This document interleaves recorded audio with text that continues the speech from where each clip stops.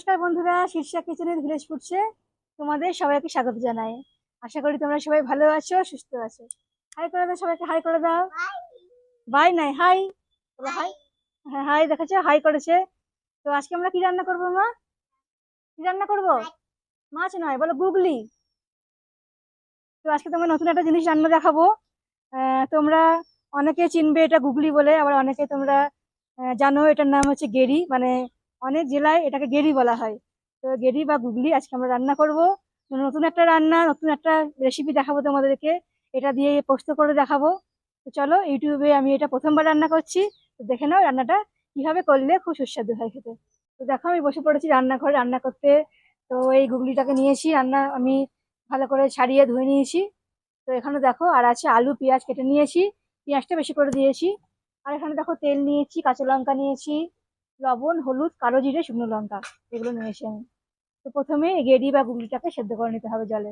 তো এখানে কড়াই বসিয়ে দিয়ে আমি জল গরম করতে দিয়েছি। তো এটাকে সেদ্ধ করে নেবো। দেখো জলটা একটু গরম হয়ে গেছে, আমি গুগলিগুলো জলে ফেলে দেবো।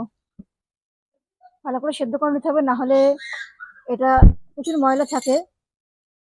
তাই সবসময় সেদ্ধ করে এটা খাওয়া বেশি ভালো। অল্প লবণ দিয়ে দেবো আমি, আর অল্প হলুদ দিয়ে সেদ্ধ করে নেবো।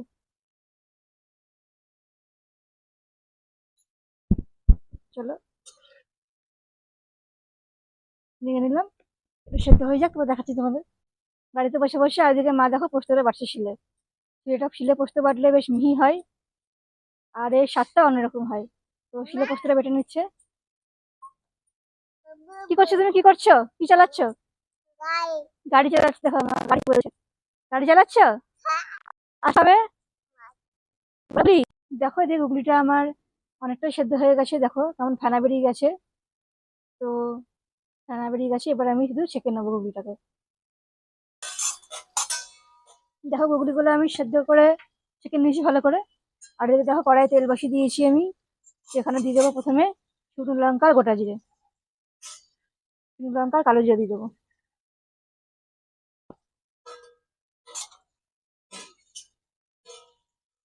দেখো এবার আমি দিয়ে দেবো এতে পেঁয়াজ আর আলু। আলু আর পেঁয়াজটা দিয়ে দেবো। দেখো ভালো করে আলু আর পেঁয়াজটাকে আমি ভেজে নেবো।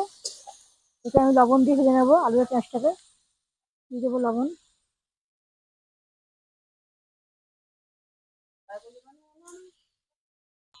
দেখো এবারে গুগলিগুলো আমি আলুর সঙ্গে ভেজে নেবো, দিয়ে দেবো এর মধ্যে।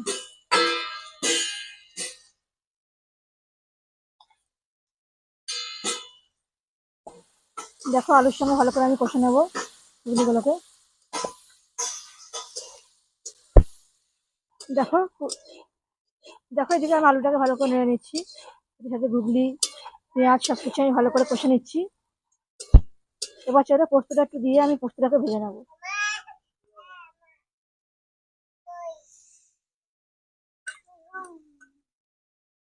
পোস্তটাকে দিয়ে পোস্তটাকে ভাজা ভাজা করে নেবো।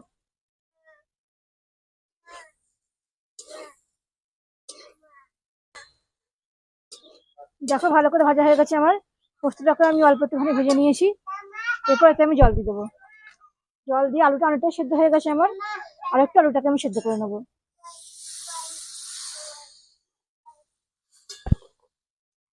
এখানে আমার আলুটা ভালো মতন সেদ্ধ হয়ে গেছে, সবকিছু ভালো করে সেদ্ধ হয়ে গেছে, দেখা মতন মাখা মাখা হয়েছে। গুগলি পোস্ত খুব সুন্দর একটা গন্ধ বেরাচ্ছে। সেটা তোমার নামিয়ে দেখাচ্ছি কেমন হয়েছে। দেখো গুগলি পোস্ত আমার রেডি। এখানে দেখো আমি দিয়ে দেবো চেরা কাঁচা লঙ্কা। কাঁচা লঙ্কাগুলো ভেঙে ভেঙে দিয়ে দিচ্ছি আমি। আর দেখো দিয়ে দেবো সবশেষে কাঁচা তেল।